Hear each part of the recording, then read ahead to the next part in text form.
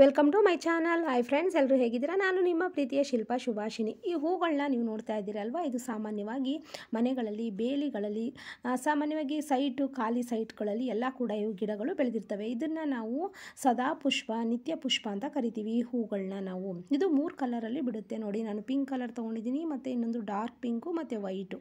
ಅದರ ಎಲೆಗಳನ್ನು ಕೂಡ ತೊಗೊಂಡಿದ್ದೀನಿ. ಇದು ತುಂಬ ವೈಟ್ ಹೇರ್ ಬಂದಿರುತ್ತಲ್ಲ, ಅದನ್ನು ಕಪ್ಪು ಮಾಡೋದಕ್ಕೆ ತುಂಬ ಉಪಕಾರಿಯಾಗಿರುತ್ತೆ. ಫ್ರೆಂಡ್ಸ್, ನೀವು ಕೂಡ ಒಂದ್ಸಲ ಮನೇಲಿ ಟ್ರೈ ಮಾಡಿ. ಜೊತೆಗೆ ನಾನು ಮೆಹಂದಿ ಸೊಪ್ಪನ್ನು ಕೂಡ ತಗೊಂಡಿದ್ದೀನಿ. ಎರಡು ಕೂಡ ಮಿಕ್ಸಿ ಜಾರ್ಗೆ ಹಾಕೊಂಡು ಪೇಸ್ಟ್ ಮಾಡ್ಕೊಳ್ಳೋಣ. ಸ್ಟವ್ ಮೇಲೆ ಒಂದು ಪಾತ್ರೆನ ಇಟ್ಟು ಅದರಲ್ಲಿ ಅರ್ಧ ಲೋಟ ನೀರನ್ನು ಹಾಕಿ ಅದಕ್ಕೆ 1 ಸ್ಪೂನು ನಾನು ಕಾಫಿ ಪೌಡರ್ನ ಹಾಕ್ತಾ ಇದ್ದೀನಿ. ಇದು ಚೆನ್ನಾಗಿ ಕುದಿ ಬಂದಮೇಲೆ ಕುದಿಸ್ಬೇಕು. ಕುದಿ ಬಂದಾದಮೇಲೆ ಇದನ್ನು ಸ್ವಲ್ಪ ಆರಕ್ಕೆ ಬಿಟ್ಟು ಬೇರೆ ಲೋಟಕ್ಕೆ ಅದನ್ನು ಟ್ರಾನ್ಸ್ಫರ್ ಮಾಡ್ಕೊಳ್ಳೋಣ.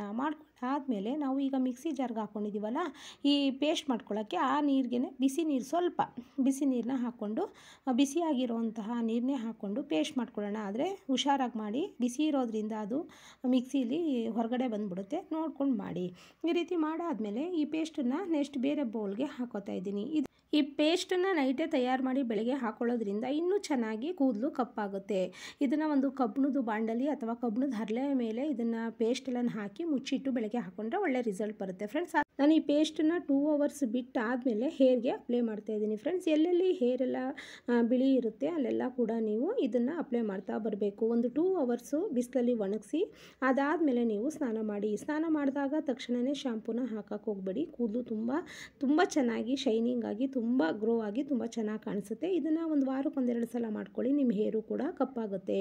ಈ ವಿಡಿಯೋ ಇಷ್ಟ ಆಗಿದ್ರೆ ಲೈಕ್ ಕೊಡಿ. ಫ್ರೆಂಡ್ಸ್, ಯಾರ್ಯಾರು ನನ್ನ ಚಾನಲ್ನ ಸಬ್ಸ್ಕ್ರೈಬ್ ಮಾಡ್ಕೊಂಡಿಲ್ಲ, ಪ್ಲೀಸ್ ದಯವಿಟ್ಟು ಸಬ್ಸ್ಕ್ರೈಬ್ ಮಾಡ್ಕೊಳ್ಳಿ. ನಿಮ್ಮ ಸಪೋರ್ಟ್ ನನಗೆ ಬೇಕು. ಪ್ಲೀಸ್ ರಿಕ್ವೆಸ್ಟ್ ಮಾಡ್ಕೋತಾ ಇದ್ದೀನಿ. ನನ್ನ ಚಾನಲ್ನ ಸಬ್ಸ್ಕ್ರೈಬ್ ಮಾಡಿಕೊಂಡು ನಿಮ್ಮ ಫ್ರೆಂಡು ಫ್ಯಾಮಿಲಿಗೆ ಶೇರ್ ಮಾಡಿ. ಹಾಗೆ ಕಮೆಂಟ್ಸಲ್ಲಿ ಹೇಗಿತ್ತು ಅಂತ ತಿಳಿಸಿ. Thank you so much.